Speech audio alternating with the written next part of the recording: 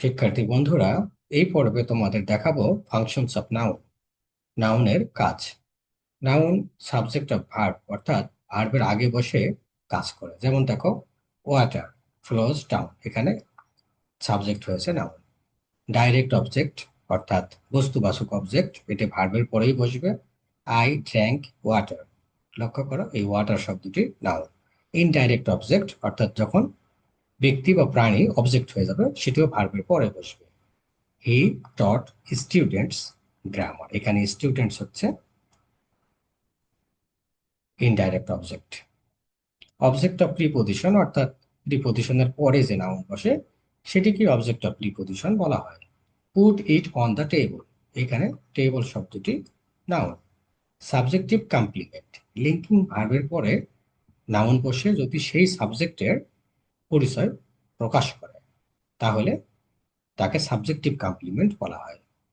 খেয়াল করি, he became a doctor, এখানে তিনি কিন্তু ডক্টর, অর্থাৎ এখানে তিনি হলেন ডক্টর বা চিকিৎসক।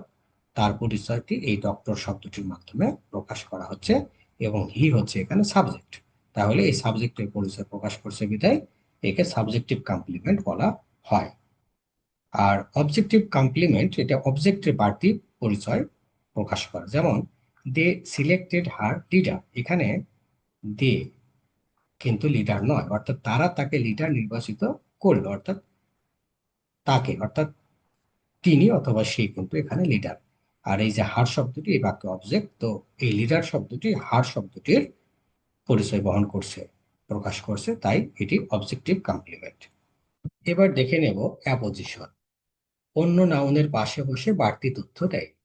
মিস্টার আনিস আর রাইটার কেম হিয়ার, এখানে আর রাইটার এই অংশটি মিস্টার আনিসের সম্পর্কে বাড়তি তথ্য দিচ্ছে, তাই এটি হচ্ছে অ্যাপোজিশন।